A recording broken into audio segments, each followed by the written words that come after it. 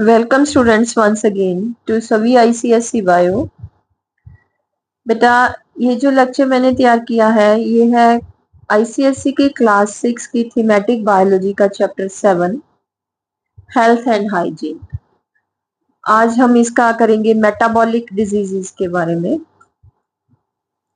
Metabolic diseases, metabolic diseases. तो these are the diseases cause by malfunctioning of metabolism. Metabolism जो है वो अच्छी तरह से काम नहीं करता, तो उसका मेल फंक्शन हो जाता है, इसके कारण मेटाबॉलिक डिजीजेस हो जाते हैं। इसकी फर्स्ट है डायबिटीज मेलिटस, जिसको हम कॉमन लैंग्वेज में शुगर भी बोलते हैं। डायबिटीज मेलिटस, तो इसमें क्या होता है, इसमें high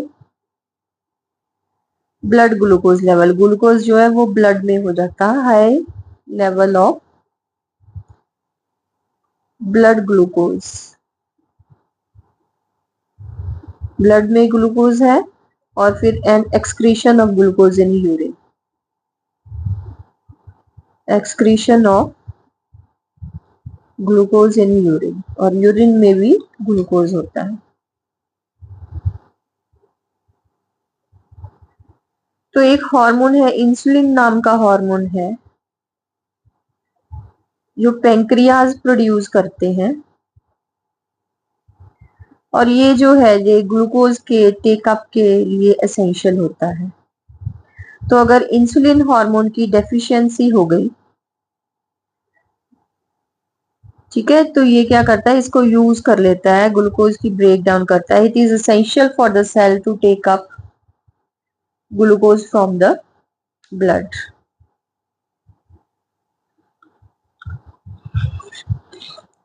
In its deficiency, liver does not store glycogen and cells do not utilize glucose. तो अगर इसकी डेफिशिएंसी हो गई तो क्या है, cells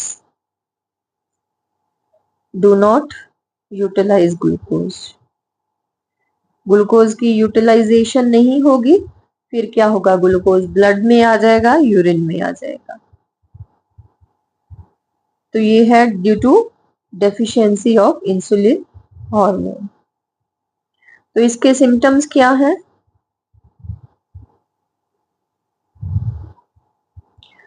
loss in weight, increase thirst, प्यास बहुत लगती है, इंक्रीज यूरिनेशन, यूरिन ज्यादा आता है,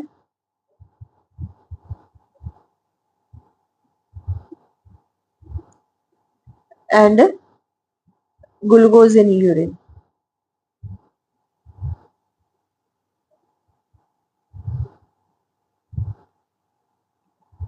तो इसके लिए मेडिसिन अवेलेबल हैं। उसके बाद आ जाएगा कार्डियोवैस्कुलर डिजीजेस आ जाते हैं, हार्ट के डिजीजेस हैं जो कार्डियोवैस्कुलर डिजीजेस, वैस्कुलर और हार्ट डिजीजेस। इसमें फर्स्ट आ जाता है एथेरोस्क्लेरोसिस।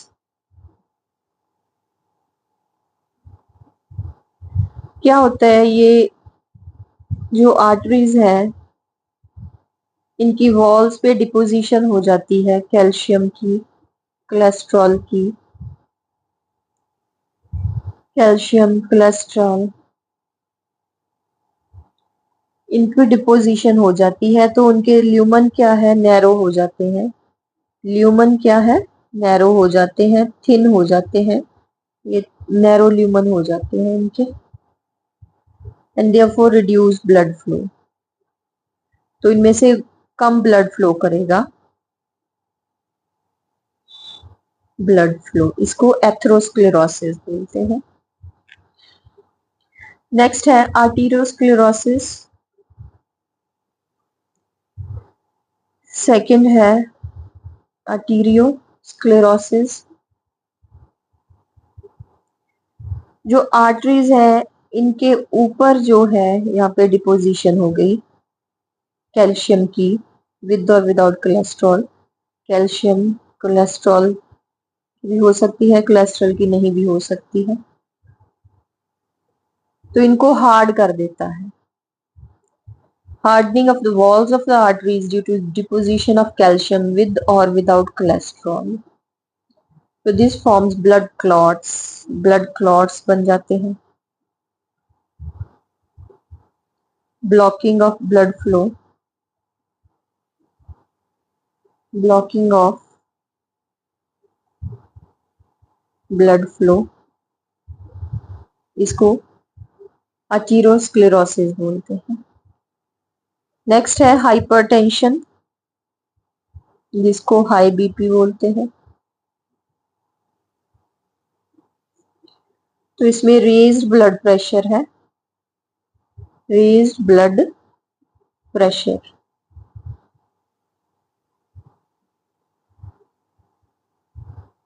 नॉर्मल जो ब्लड प्रेशर है 120/80 mm ऑफ मर्करी होता है, तो यहाँ पे रेज ब्लड प्रेशर होगा 140 to 90 mm of mercury. This is hypertension. Angina है, ये एक पेन होती है. Angina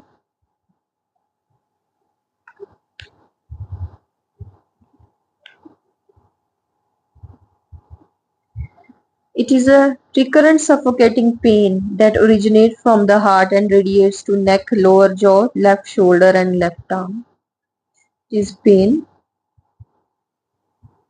which originates from heart to neck, lower jaw, left shoulder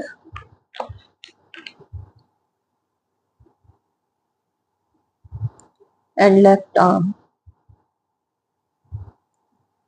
जहां तक जाती है, तो इसका कारण क्या है? The reason is the blood supply कम है इस रीजन पे, डेफिशिएंट ब्लड सप्लाई. उसके बाद आ गए, नेक्स्ट है किडनी डिजीजेस. किडनी डिजीजेस, इसमें फर्स्ट है uremia. There is urea in the blood. Urea in the blood, इसको यूरेमिया बोलते हैं. इसके सिम्टम्स क्या हैं? ओडिमा, स्वेलिंग्स होती है. पेन इन मसल्स, मसल में पेन होता है. वॉमिटिंग है. हाइपरटेंशन है. वॉमिटिंग. तो इसको क्योर क्या है? डायलिसिस में भी रिक्वायर्ड, जो आर्टिफिशियल फिर जो है एक मेथड है जिसके द्वारा एक जो है ब्लड जो है बॉडी के बाहर निकाला जाता है, तो आर्टिफिशियली उसको फिल्टर किया जाता है, देन बॉडी में एंटर कर दिया जाता है. इसको डायलिसिस बोलते हैं.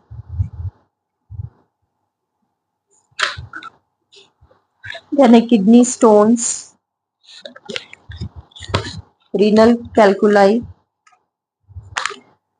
तो किडनी में डिपोजिशन हो जाती है यूरिक एसिड की, कैल्शियम ऑक्सलेट की. Kidney stones.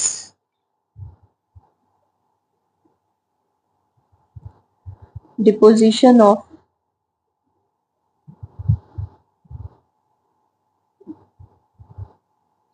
uric acid and calcium oxalate in kidney.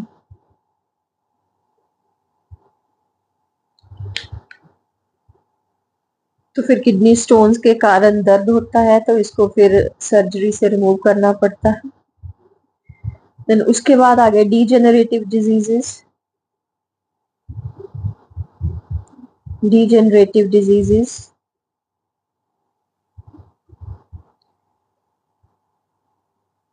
they are related to aging. जैसे जैसे पर्सन की एज बढ़ती है तो ये डिजीज होते हैं। Osteoarthritis,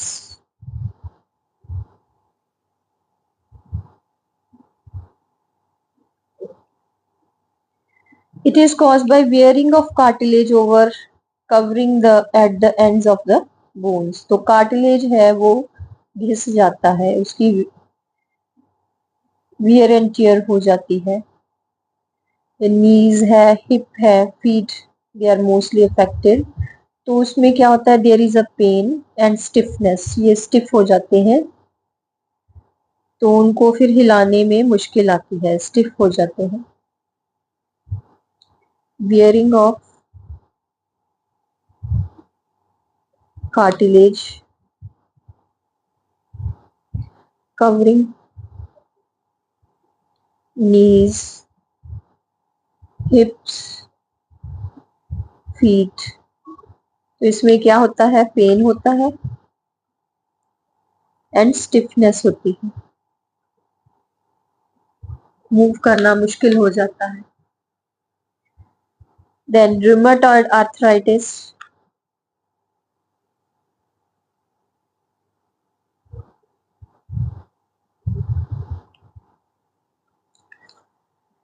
it is chronic inflammation of joints including those of knees, hands and feet. यहाँ पे ये जो जॉइंट्स हैं इनकी इन्फ्लेमेशन हो जाती है, हैंड की, फीट की, नीज की, जॉइंट की इन्फ्लेमेशन हो जाती है, स्वेलिंग हो जाती है, फिर पेन होता है, स्टिफनेस होती है। Inflammation,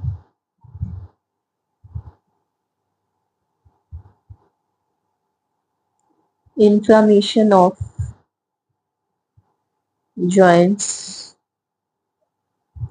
of knees, hand and feet। तो इसमें क्या होती है, पेन एंड स्टिफनेस।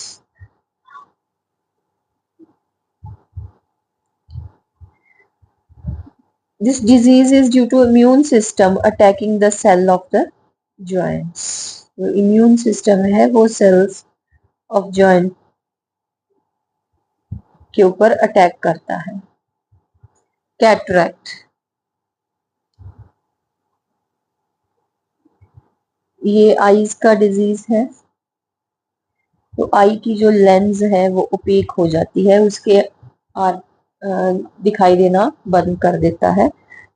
पहले वो ट्रांसपेरेंट हो जाती है, फिर वो ओपेक हो जाती है। पहले ट्रांसपेरेंट होती है, बाद में ये जब कैटरैक्ट किसी पर्सन को होता है तो वो ओपेक हो जाती है।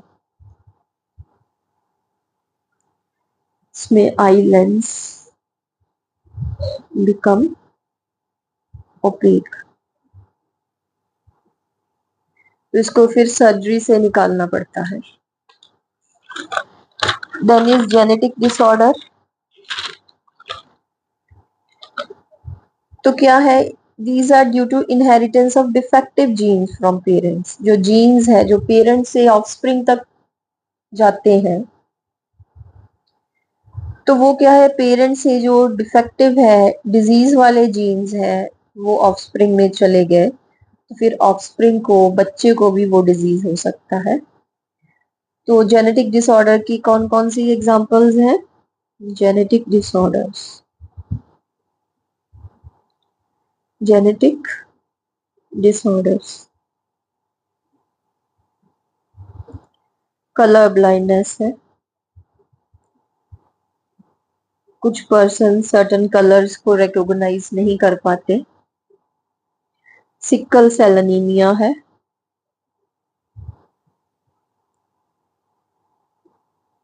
जो आरबीसीज हैं उनकी जो शेप है वो सिकल लाइक हो जाती है, सिकल सेल एनीमिया है। हीमोफीलिया है, यहाँ पे क्या हो जाता है, ब्लड जो है क्लॉट नहीं करता, clotting does not occur, clotting does not occur. अगर कोई माइनर कट भी हो गया तो काफी समय तक वहां से ब्लीडिंग होती रहती है इस डिजीज को, इसलिए ब्लीडर्स डिजीज बोलते हैं। Haemophilia affects males only, female सिर्फ कैरियर है। कैरियर मीन्स उनमें वो जीन होगा हीमोफीलिया का, लेकिन उनको वो डिजीज नहीं होगा। डिजीज सिर्फ मेल्स को ही होगा। थैलेसीमिया, रिड्यूस प्रोडक्शन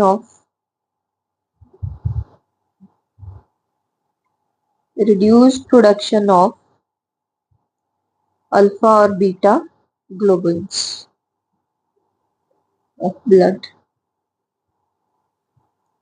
तो इसके कारण as a result blood does not function and the affected person suffers from anaemia. तो अफेक्टेड पर्सन क्या है, उसको फिर अनीमिया हो जाता है। Person suffers from anaemia. जैसे हेमोफीलिया में ओनली मेल्स अफेक्ट है, इनमें both the sexes are affected और blood transfusion is required in many cases. Bone marrow transplant भी इसमें हेल्पफुल है, जहां पे ब्लड सेल्स बनते हैं। उसके बाद आ गया कैंसर। कैंसर क्या है, यहाँ पे सेल्स जो है रिपीटेड डिवीजन उनकी होती जाती है।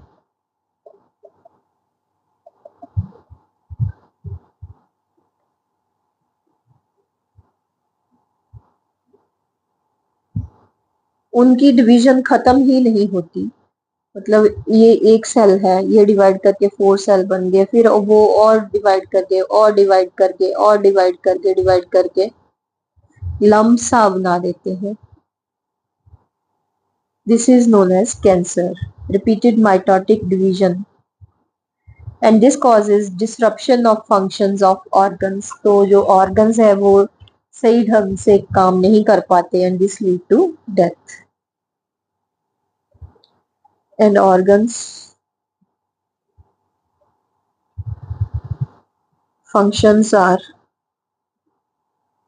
functions are disrupted, leading to death. तो इसके व्हेन डायग्नोज इन टाइम, अगर फर्स्ट स्टेज में ये डायग्नोज हो जाए तो इनको ड्रग्स और रेडिएशन और सर्जरी से कैंसर कॉजिंग टिश्यू को रिमूव किया जा सकता है। देन है certain allergies.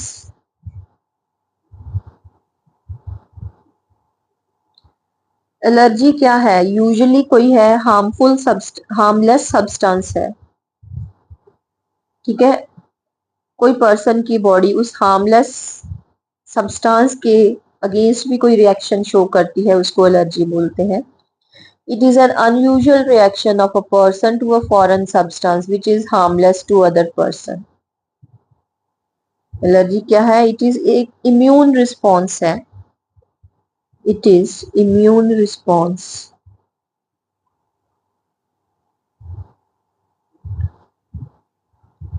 To a harmless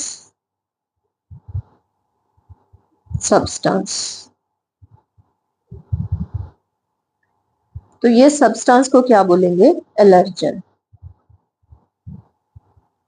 and the substance is known as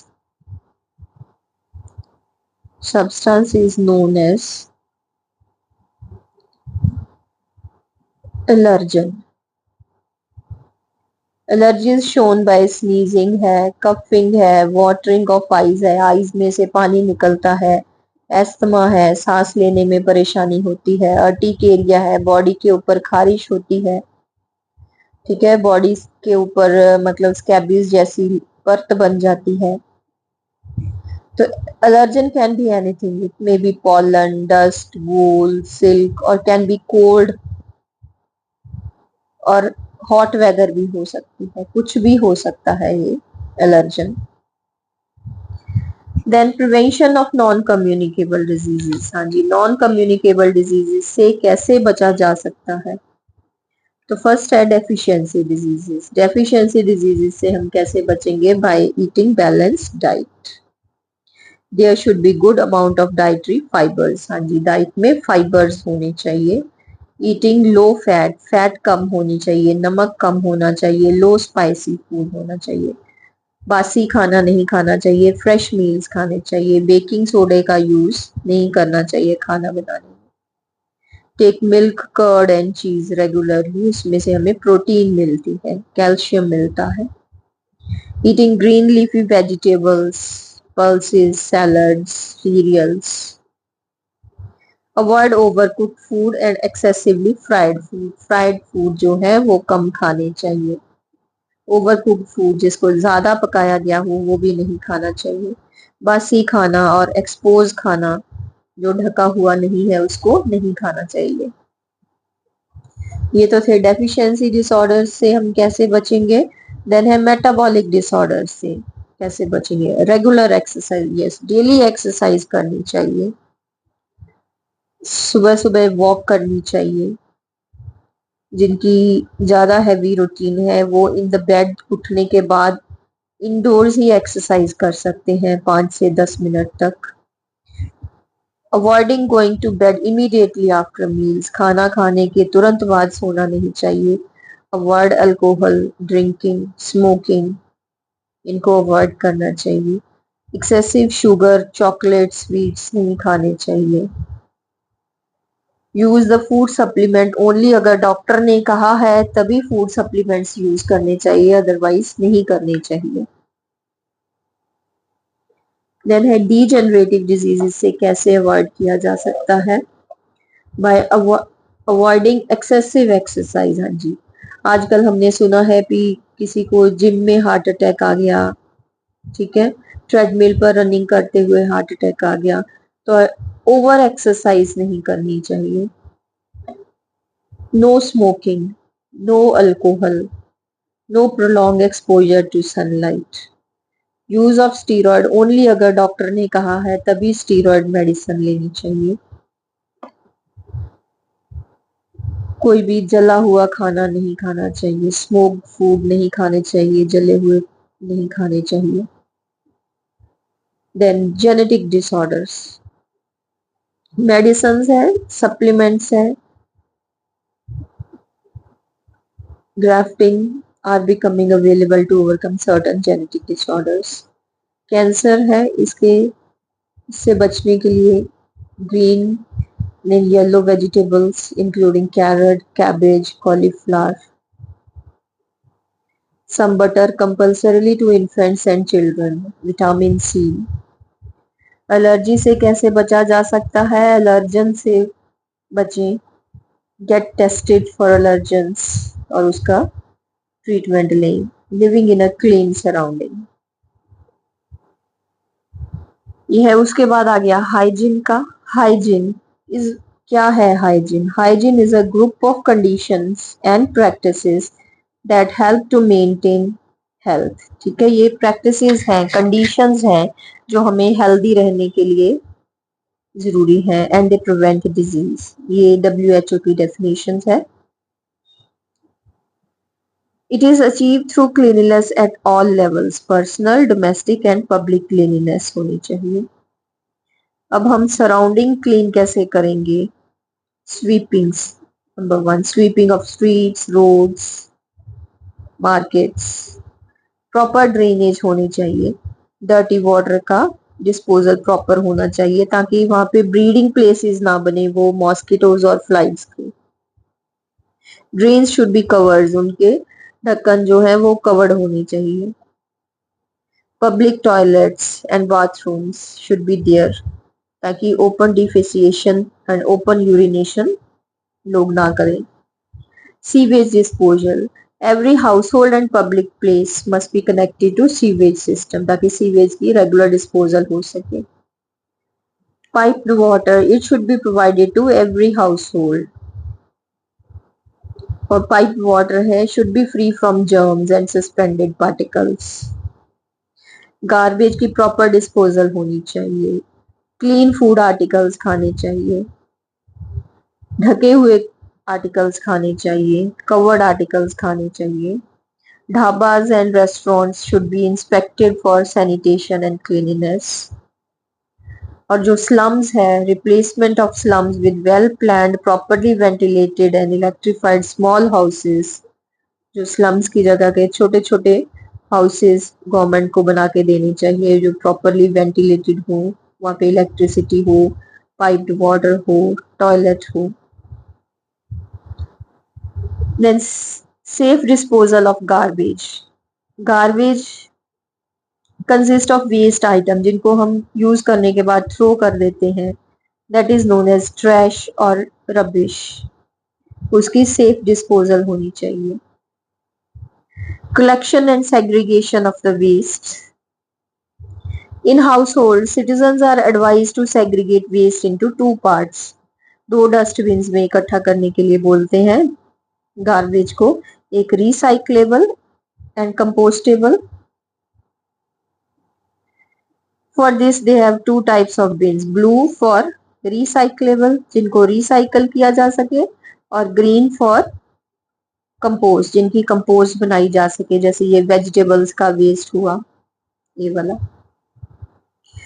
the recyclable waste is also known as the dry waste. इसमें क्या आ गया, इसमें आ गया paper, glass, plastic, metal, rags, cardboard. तो ये क्या है, it is collected by rag pickers and sold to factories. ठीक है, ये कचरा उठाने वाले आते हैं, उनको उठा के ले जाते हैं, then they are sold to factories, वहां पे इनकी रिसाइकलिंग हो जाती है। कंपोस्ट वेस्ट, किचन वेस्ट जैसे पीलिंग ऑफ वेजिटेबल्स है, फ्रूट्स है, स्टेल ब्रेड है, पुरानी ब्रेड है, लेफ्ट ओवर फूड है, यूज टी लीव्स है, ये कंपोस्टेबल है सारा, बायोडिग्रेडेबल है, ये आसानी से ब्रेक डाउन कर जाता है। एनिमल वेस्ट है तो इसको वेट वेस्ट बोलते हैं। The wet waste is collected by municipal staff and taken to areas of disposal. तो इसकी कंपोजिटिंग की जाती है आसानी से जो किया जा सके, रेस्ट जो है उसको is dump for land filling. फिर लैंड फिलिंग क्या होता है, ये एक लो लाइंग एरिया एक सिलेक्ट कर लिया जाता है। The floor is covered with sheet of plastic. ठीक है, नीचे प्लास्टिक शीट बिछा दी जाती है, वेस्ट उसके ऊपर पाइल, उसके ढेर लगा दिए जाते हैं, and compress to reduce its bulk.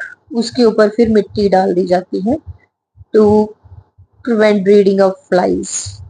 उसके ऊपर फिर गार्बेज डाल दिया जाता है, उसको कंप्रेस कर दिया जाता है, फिर मिट्टी डाल दी जाती है, till the area become flat.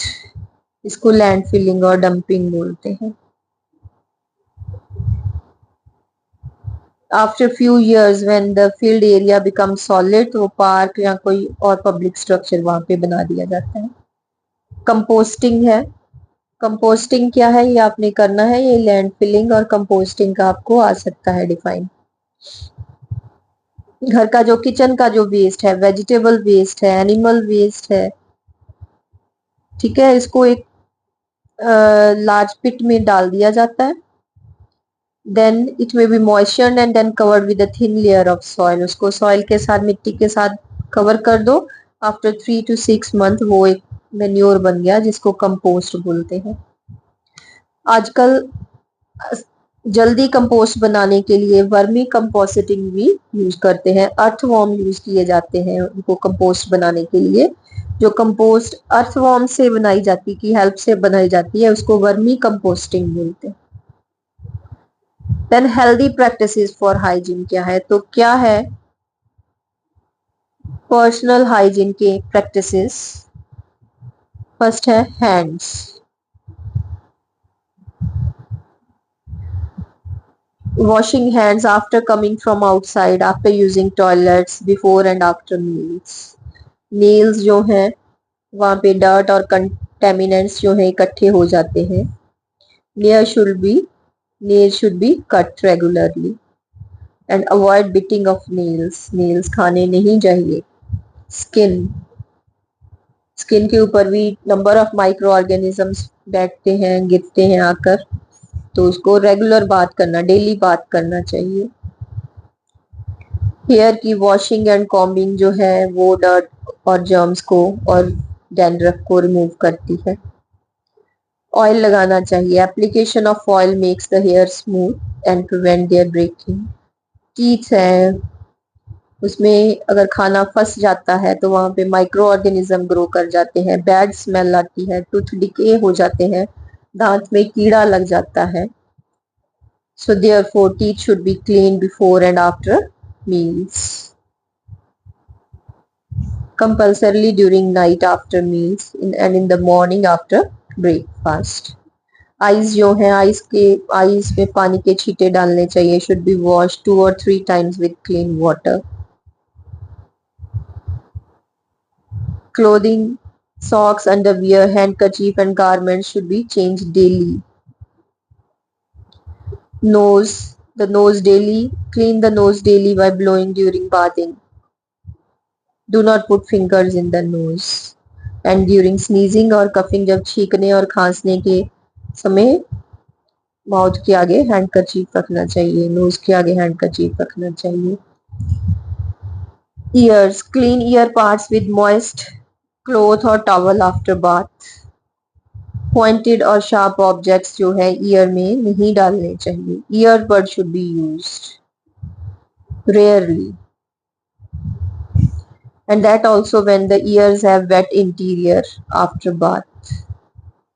जब गीले होते हैं तभी ईयरबड्स यूज करने चाहिए। So these are the healthy practices for hygiene.